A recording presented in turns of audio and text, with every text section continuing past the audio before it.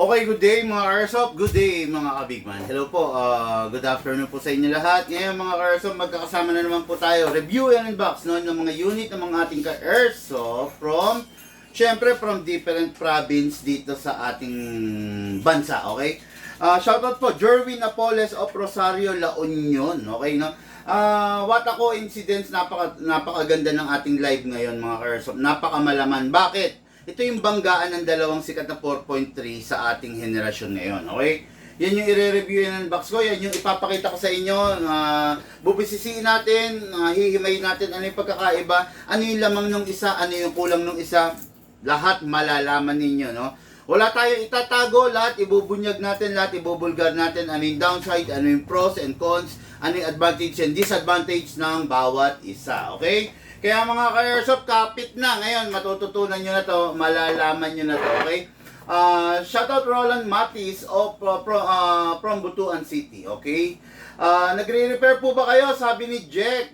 Sir, check mo yung sa akin kasi di pumuputok. Pag hindi pumuputok ang baril mo, walang kwenta yan. Kasi ang baril, design niya para pumutok, no? Ngayon, kung nakikita mo sa mga page namin na nagre-repair kami, yes, nagre-repair kami. No need to ask po ulit, okay? Ang gagawin mo lang, i-PM mo kami, PM mo yung detalye. Kung sa amin mo binili, libre lang ang repair niyan, lifetime warranty.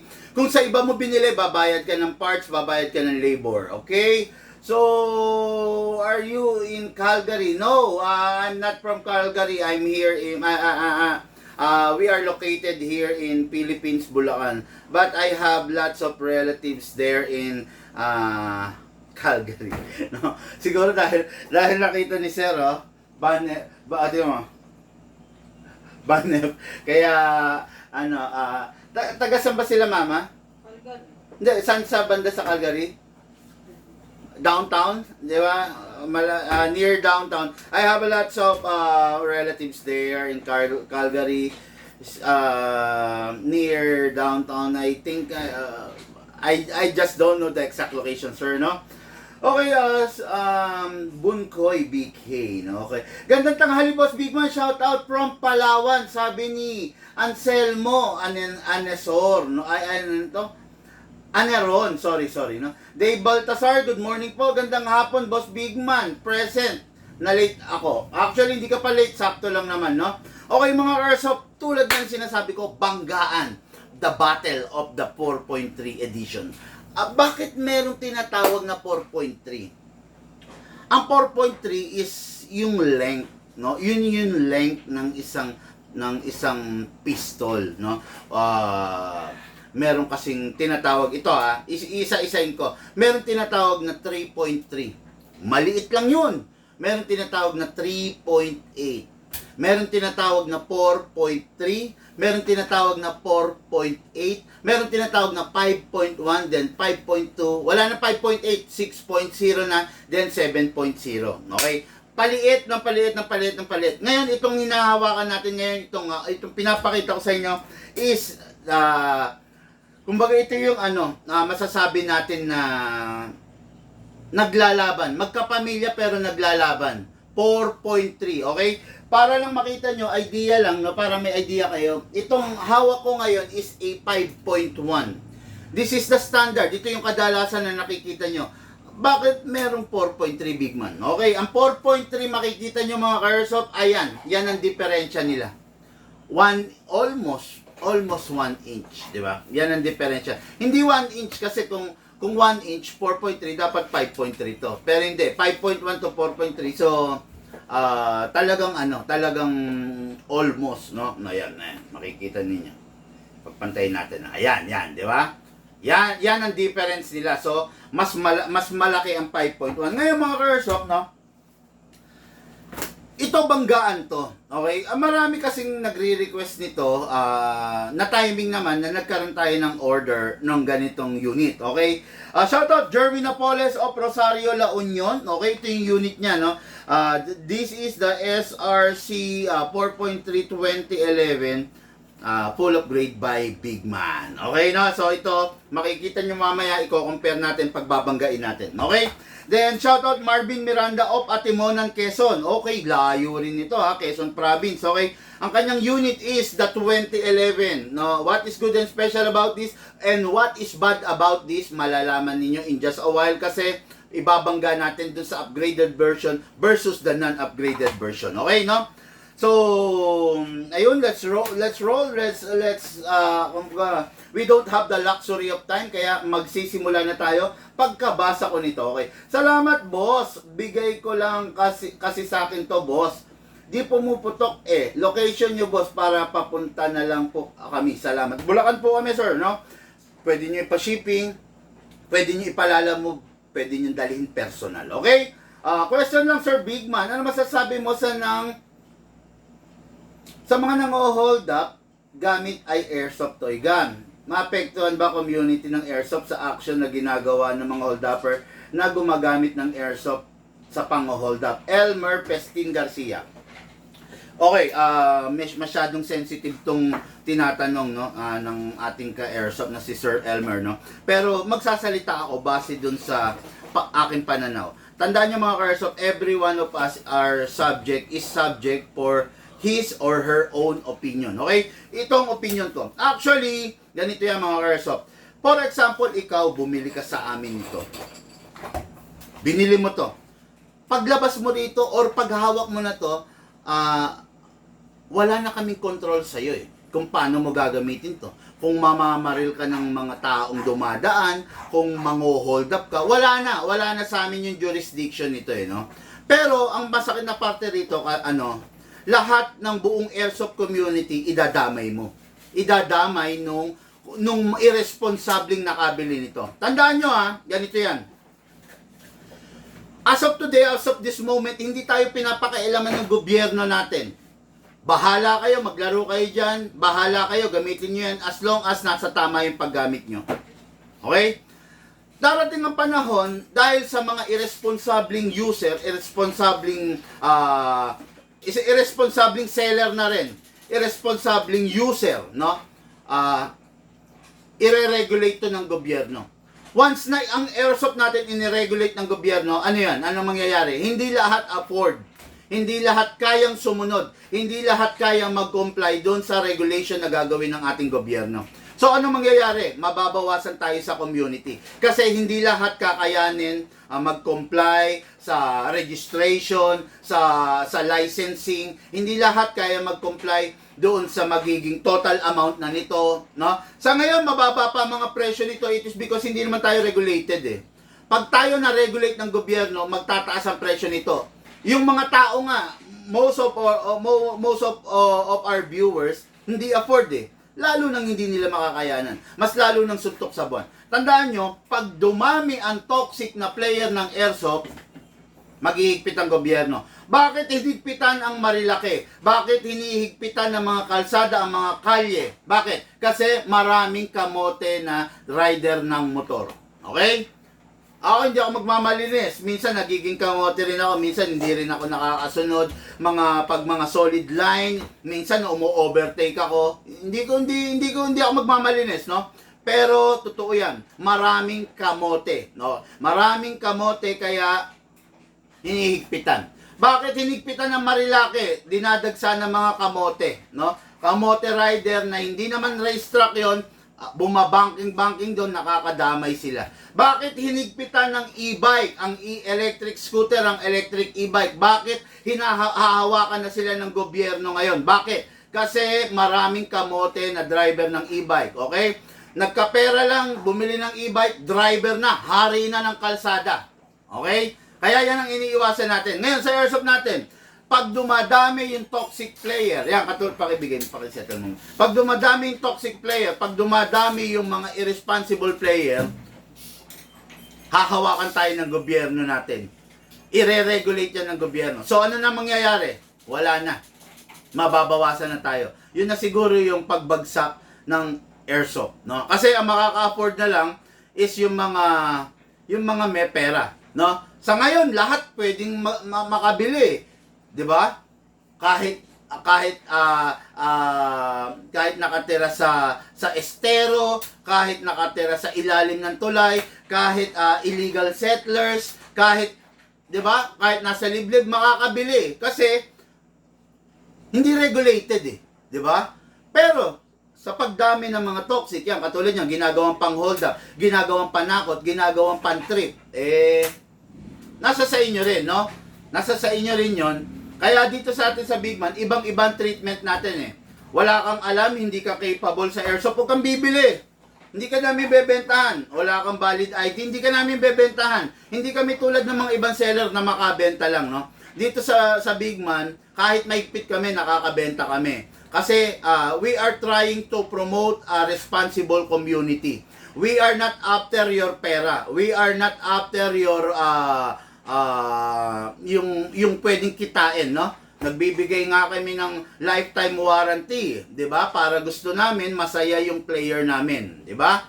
Nagbibigay nga kami, nagpapatalo kami sa mga piyesa para gusto namin masaya yung player namin, no? Ngayon, kung dadami yung toxic sa ating community, putya, talagang malalaos, mawawala ang airsoft, no? Bagay na masakit para sa akin kasi honest to goodness, I am the only one who ako lang ang isa nagbukod tangi, hindi sa pagyayabang to, ito ang tunay Ako lang isa bukod tangi na hands-on sa bawat client, no? Ako lang isa bukod tangi na nagbablog ng safety, ng kung paano diskarte, kung paano gagawin. Wala kayong makikita nagbablog. Lahat na nagbablog for the benefits, no? Pero sa atin hindi. Kaya kukuha ka, kaya hindi. Lagi, I have pag nagla-live ako, I have hundreds of viewers, thousands of viewers. Pagkatapos kong mag-live nakalagay, nakikita ko 1,500 views. Ang nanood nasa 1,500.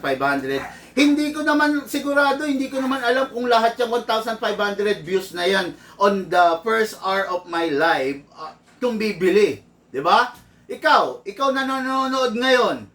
Hindi ko naman sigurado kung bibili ka sa akin Hindi ko alam kung papakinabangan kita. Hindi ko alam kung kikita ko sa iyo Pero nagba-vlog pa rin ako kasi gusto ko matuto ka. Pag dumating yung araw na bibili ka na, gusto ko bit-bit mo yung kaalaman na galing sa akin. 'Di ba?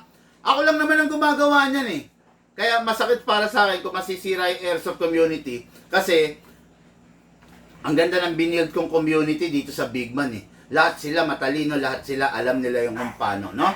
Okay, so ayun, wala tayong magagawa ron.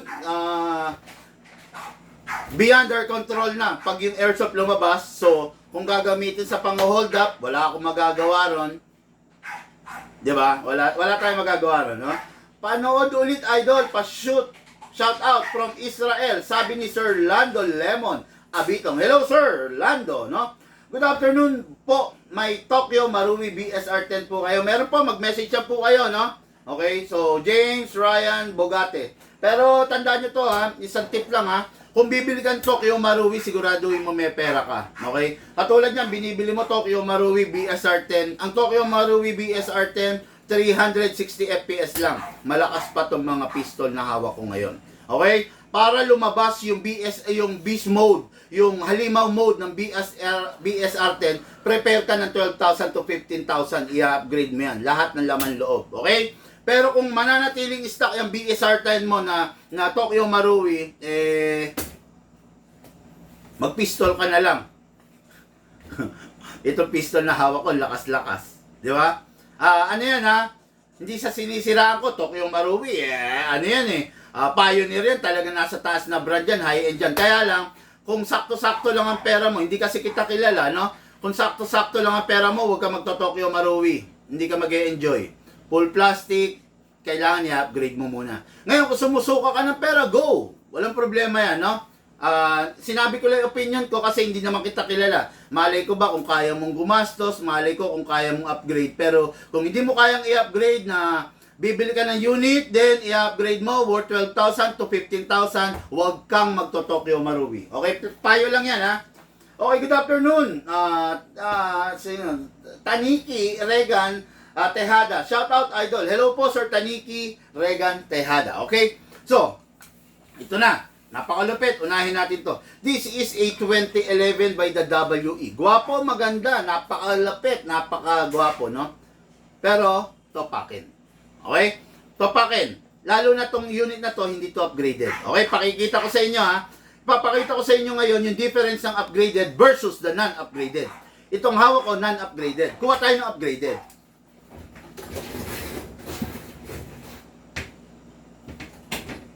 Okay. This is an example of the upgraded na 2011 high kappa na 4.3. Okay? Ito muna yung unit niya. Okay? Kasa natin. I-lock natin manually. Oh. Okay. Unit niya, oh. Umakalog kasi hindi naka-fix outer barrel, hindi rin naka-hammer protection pad, hindi rin naka-fine tuning, hindi rin naka-trigger job. Request to ng ating customer. Request to ni Sir Marvin Miranda of Atimonan, Quezon. Okay? Tsatsagain niya lang daw muna. Sad to say, malungkot ako pag ganon. Kasi itong unit na to hindi tatagal sa kanya. Bakit? Hindi siya upgraded. Okay? Itong unit na to, Taiwan to, W ito. Pero design to para gamitin mo lang ng ilang... Di ba? Hindi tatagal to. Bakit hindi upgraded to? Naghihiwalay ang outer barrel nito. Huh? Ang outer barrel niyan, sa totoo lang, nagiging two-piece. Yun ang pinakaayaw ko dyan eh. O ayan ha. Ganito ang outer barrel niya, no? Nagiging two-piece. Nasisira yung weld. Ngayon, pwede mo bang i-welding? Pwede mo bang idikit? Hindi. Continuous masisira na yan. Okay? Ang outer barrel, pag hindi naka-fix outer barrel, ganito. Naghihiwalay, nagto-two-piece. Okay, pwede pang sirain yung half-up chamber mo at saka yung inner barrel mo. Yung inner barrel nito, soon nalalaglag. Yan ang problema niyan. Ayan, ayan, kita nyo naman, Kumakalog, hindi upgraded, di ba? Malungkot ako kasi ito yung ginusto. Sabi ko nga doon sa airsoft natin, boss, wag ka na lang munang bumili ng airsoft. Pagtyagan mo na lang muna. Hindi, sige big man, okay na yan. Tsatsagain ko. Matigas ang ulo, in short, di ba? Magkano lang ang difference dun sa upgraded pero matigas ang ulo, wala akong magagawa dun. Diba? O sige sir, kung yan ang gusto mo, go tayo dyan. Okay? This is the not upgraded. Okay ha? Ulit ha? Hindi siya naka-fix outer barrel, hindi naka-fine tuning, hindi naka-trigger job, hindi naka-hammer protection pad. May dami firing pin pa. Okay, ito yung example ng upgraded. Kasi natin, i-lock manually. O. Walang kalog. Oh, kalugin ko. Walang kalog kasi naka-fix outer barrel. Kalugin natin. Wala ka maririnig. Ito, kalugin natin. May naririnig ka kasi hindi siya upgraded. Ito, kalugin natin. Wala kasi naka-fix outer barrel, naka-fine tune, naka-trigger job, naka-hammer protection pad. Okay? Yan yung difference ng upgraded versus the non-upgraded. Okay? Masakit sa akin, kaya lang ito yung request, wala akong magagawa. Okay? Kaya dito kasi sa Big Man, almost 95% ng unit na binebenta na lumalabas, upgraded na. Hindi na sasakit ang ulo mo. Kung let's say, yung unit masisira ng 10 beses sa'yo, dito sa Big Man, 1 beses na lang siyang masisira. No? Wala akong magagawa eh. Kung yun talagang request ng ating ka-airsoft, di ba? Pakilagyan mo rin ng label yung shadow. Nahihirapan ako kasi pag walang label. Okay? Kaya yan mga airsoft, nasa sa inyo ng pagpapasya. Bibili ka ba ng not upgraded or bibili ka ng upgraded? Upgraded! Upgraded! Non-upgraded! Non-upgraded. Okay, nasa sa inyo na yan. Pasya nyo na po yan, no? Ako, kayo ang boss ko, kayo lang ang susundin ko. Okay, so let's begin. Ganun pa man din, kailangan i-demo yung test fire natin. Ito pala, hindi pa ako tapos pala. Ito ang banggaan niya nga. Ito ang banggaan ng 4.3. Ibabangga natin siya dito sa isa. Anong meron naman to? 4.3 rin to, pero makikita mo, kung makikita mo, lamang to pagdating sa panlabas na kanyuan. Guwapo, naka-magwell naka-silver outer barrel, naka-silver hammer, naka-silver beaver, silver yung ano niya, yung trigger niya. Okay? Naka-optic front and rear. Gabi, ang ganda, di ba? Pero sablay ang laman loob. Sablay ang internals dahil nga hindi upgraded. Ito, simpleng-simple. Black is elegant, sabi, di ba? Hindi man lang siya naka-optic eh. Conventional iron sight. Outer barrel niya, color black. Wala siyang magwell. All black, Ultimo hammer, beaver, and trigger. Walang kaarte-arte, simpleng-simple. Pero, animal yung laman loob. Okay? Full steel CNC, ang laman loob, pwede sa 12 kg, pwede sa 14 kg, at pwede sa CO2. Okay, wala ka nang hanapin pa. Ito 12 kg lang to. Guwapo, di ba? Pero 12 kg lang siya. Subukan mong gamitan siya ng 14 kg, warak to. Okay? Lalo na pag CO2. Ito, 12, 14 kg and CO2, pwede siya. Lalaban siya, susuong siya, papalag siya. Yan, ano yan? Huwag mong pagsamahin yan. Ito yung kapares niyan. 4.3. Huwag mong pagsasamahin yan. 2011, yung isa WE 2011 4.3, yung isa SRC 2011 4.3. Okay, so, di ba? Kung ako ang papipiliin, pagwapuhan, pipiliin ko to.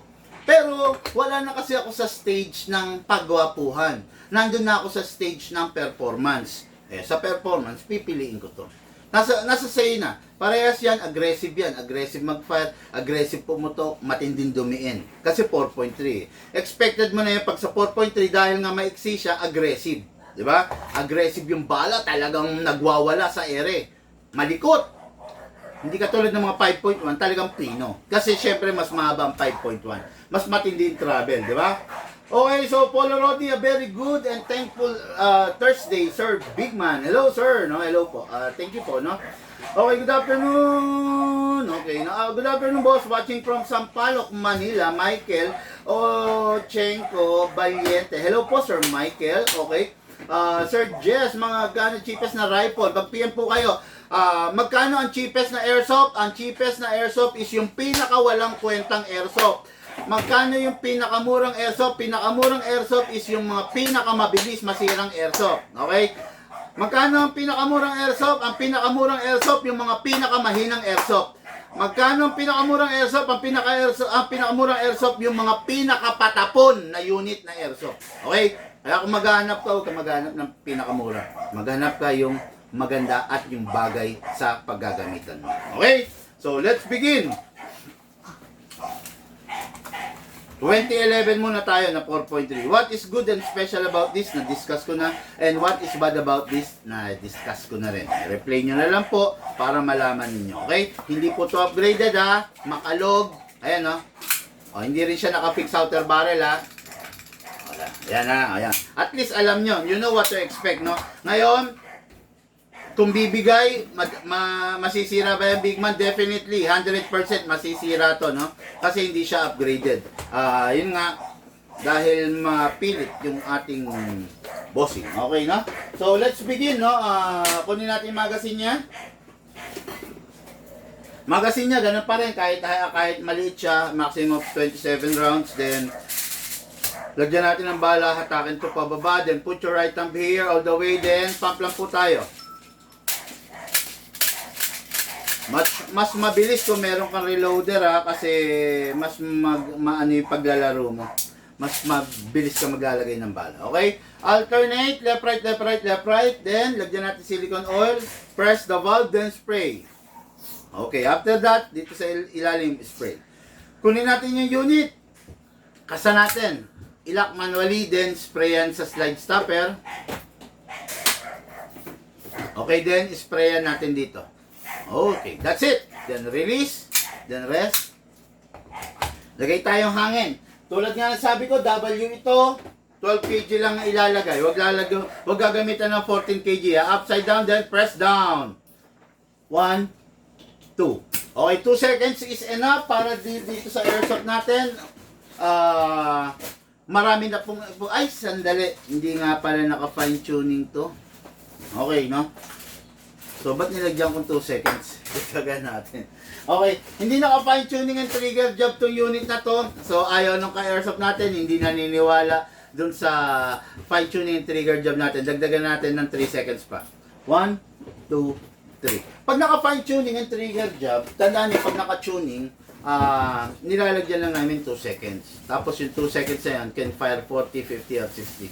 Ito, nilagyan lang natin ng ilan lang, ng 5 seconds dahil hindi naka-fine tuning trigger job to, kaya magastos sa gas. Okay? So, ngayon, pasok natin sa unit. Kasa, ready to fire. Firing!